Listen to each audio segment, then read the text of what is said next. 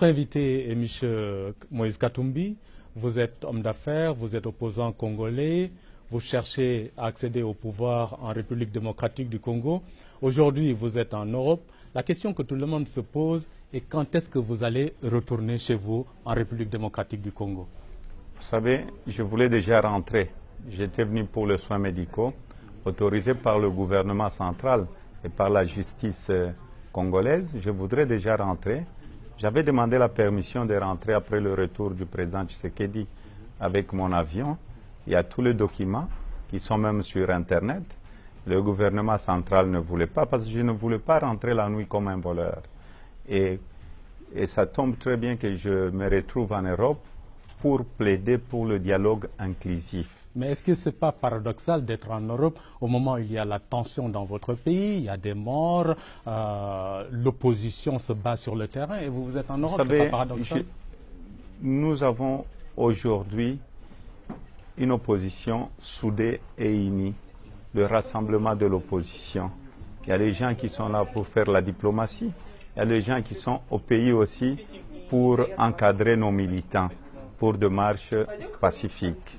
Si je suis en Europe, c'est pour aussi contacter plusieurs personnes, plusieurs États, pour demander à ce qu'on puisse avoir le dialogue inclusif et non pas le monologue qu'on organise à Kinshasa pour éviter le bain de sang. Il y a eu beaucoup de spéculations autour de votre personne. Certains ont dit que vous avez été victime d'empoisonnement, que vous êtes parti en Afrique du Sud pour vous soigner. Qu'en est-il exactement? Est-ce que vous pouvez édifier l'opinion publique nationale et internationale? Quand j'étais convoqué au parquet chez nous pour aller témoigner, on m'a accusé que j'avais recruté 612 mercenaires.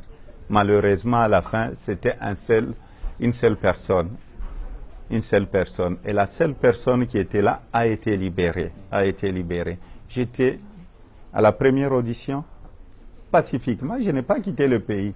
Je n'ai pas fui le pays. Ces jours-là, tout s'est bien passé. Il y a eu plus de 15 000 personnes à la première audition. À la deuxième audition, il y avait plus de 30 000 personnes. Et la troisième audition, il y avait plus de 100 000 personnes. C'est là où j'ai été agressé par des policiers cagoulés. Les images existent. J'ai été piqué, j'ai été torturé et j'avais des problèmes graves. Je pouvais mourir. Dieu merci, le bon Dieu est là avec moi. J'étais dans un hôpital à Lubumbashi.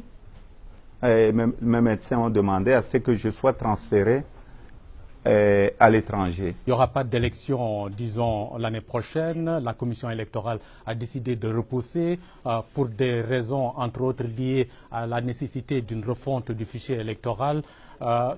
Quelle est la meilleure stratégie aujourd'hui pour faire partir M. Kabila du pouvoir, si c'est tenter votre objectif? Vous savez, nous allons respecter la Constitution. Le 20 décembre, on doit avoir un nouveau président, le départ du président Kabila. Vous voulez ce 20 décembre? Le 20 décembre, oui, parce que nous sommes respectueux des textes. Nous allons respecter notre propre constitution.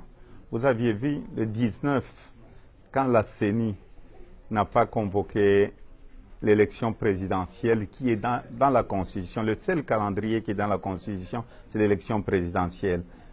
Le pouvoir a encore tué la population. Il a tué plus de 100 personnes. Plus de 100 personnes. Les blessés, n'en parlons même pas. Alors, la CENI nous dit aujourd'hui, il nous parle de 2 ans pour la refonte du fichier électoral, mais nous ne sommes pas d'accord.